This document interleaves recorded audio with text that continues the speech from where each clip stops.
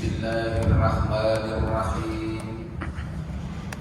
Alhamdulillahilladzi bi ni'matihi tatimmus shalihat.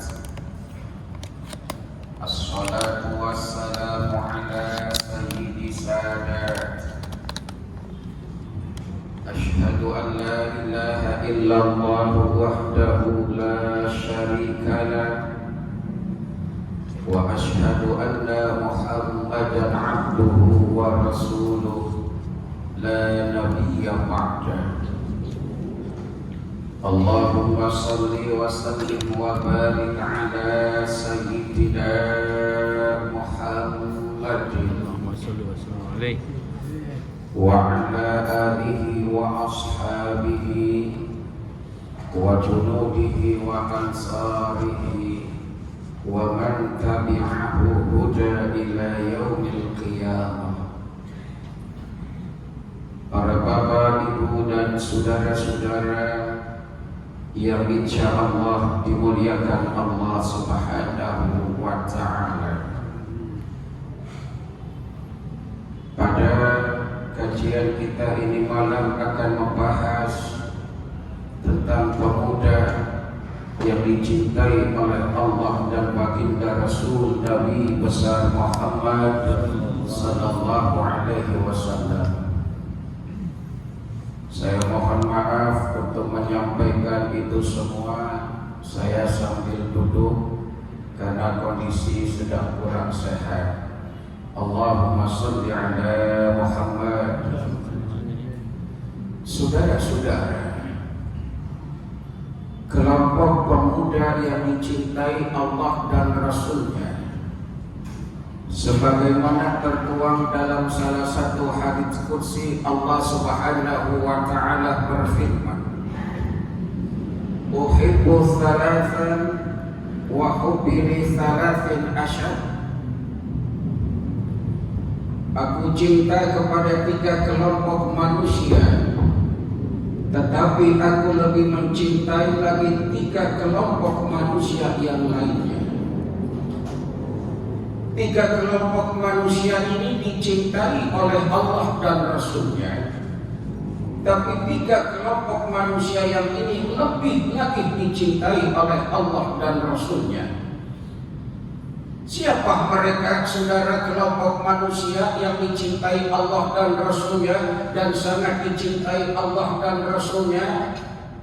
Salah satunya adalah uhibbut ta'ibin. Allah cinta kepada orang yang mau bertaubat.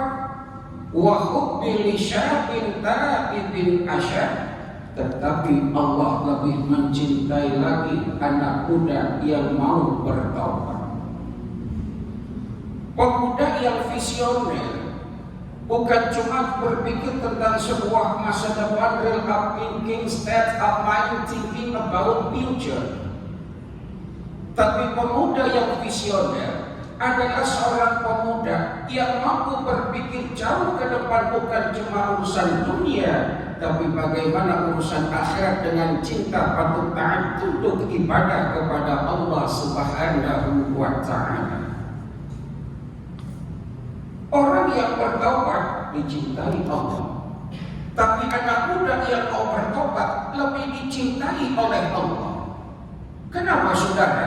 Anak muda masih banyak harapan, anak muda masih banyak kesenangan yang dia inginkan, hiburan yang dia dapatkan, tapi mau bertobat di usia muda, sudah barang tentu sebuah kemuliaan tersendiri yang menghasilkan kecintaan Allah dan baginda Rasul Nabi besar Muhammad. Bahkan baginda Nabi, saudara, pernah nyatakan, sab'atun yudhilluhumullahu fi dhilli yawma la dhilla illa dhilluh. Ada 7 kelompok manusia yang nanti akan dinaungi oleh Allah. Di suatu masa tidak ada naungan dan pertolongan selain naungan dan pertolongan Allah Subhanahu wa ta'ala. Di antara 7 golongan itu adalah wasyabun nasya'a fi ibadatillah seorang pemuda yang khusyuk ibadah kepada Allah. Kalau orang tua ibadahnya khusyuk, mungkin dia sudah berpikir, sudah banyak pengalaman yang saya dengar, sudah banyak hal yang telah saya lakukan, ini itu sudah saya perbuat, sudah saatnya saya dekat dengan Allah. Tapi anak muda mau khusyuk ibadah kepada Allah, anak muda mau yakin ibadah kepada Allah, itu sebuah kemuliaan, saudara. Wasyaban nasya'a fi ibadatillah, pemuda yang khusyuk ibadah kepada Allah Subhanahu wa ta'ala. Makanya dalam salah satu hadisnya, salatun munjiyatun, Rasul tegaskan, khasyatullahu ta'ala fi sirri wa alaniyah. Orang yang akan mendapatkan kebahagiaan abadi, ketenangan hakiki, khasyatullahu ta'ala fi sirri wa alaniyah, orang-orang yang khusyuk ibadahnya kepada Allah, baik orang lihat maupun tidak. Kalau ibadah diperhatikan khusyuk, biasa. Mohon maaf saudara, ibadah mantap kalau ada orang banyak. Ibadah hebat kalau dilihat orang. Tapi mampukah khusyuk ketika kita tidak ada yang lihat dalam ibadah? Mampukah kita khusyuk ketika ibadah dalam kesendiriannya? Kalau ibadah dilihat orang, sudah barang tentu kita sholat berjamaah, kita ambil baju yang bagus, pakai parfum minyak wangi kita pakai, karpet digulung, beli sejadah yang rada mahal. Kenapa? Dilihat orang. Tapi kenapa ketika sedang sholat sendiri bajunya asal jadi? Jangankan pakai minyak wangi, mandi pun jarang. Khasyatullahu ta'ala fi sirri wa alaniyah. Makanya pemuda-pemuda seperti inilah yang diharapkan akan kedepannya itu mampu menjadi garda terdepan, merempat daripada kehancuran moralitas remaja dan anak muda kita.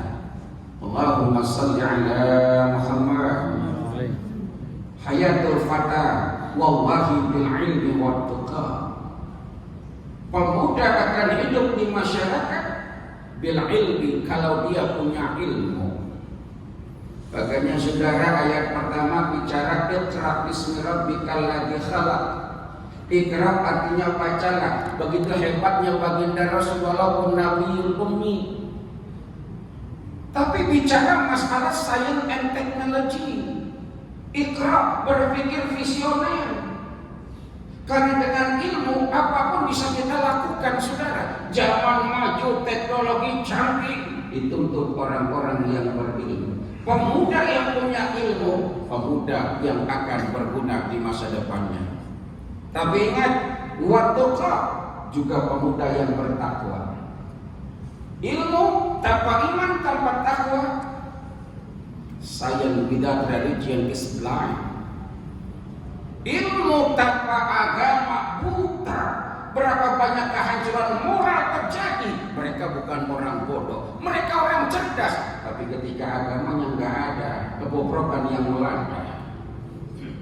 Makanya akhlak, takwa, ilmu satu kesatuan, saudara. Bangsa yang besar dihiasi oleh orang-orang pintar namun kagak benar akan membawa kehancuran ketimbang kemaslahatan. Kalau orang bodoh sama orang bodoh berantem, yang mati paling dua. Tapi kalau orang pintar sama orang pintar berantem, masya Allah, satu negara bisa hancur, saudara.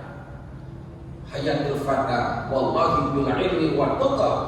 Kita butuh para pemuda yang visioner, yang punya ilmu dan punya keimanan. Kenapa?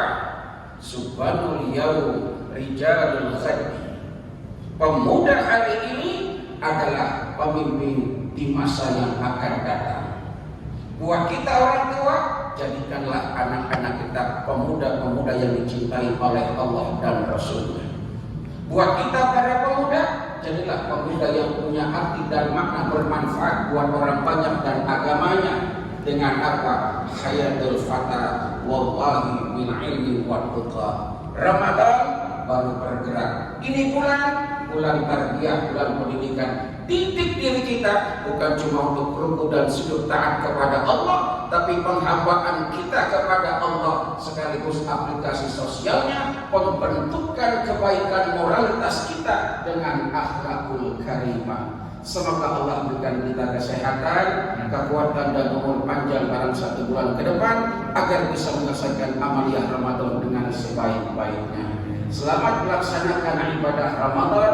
Semoga Allah menerima rangkaian ibadah kita dan juga Allah akan meridhoi semua ibadah-ibadah kita. Sekian, kurang lebihnya saya mohon maaf. Hadanallahu wa iyyakum ajma'in. Wassalamualaikum warahmatullahi wabarakatuh.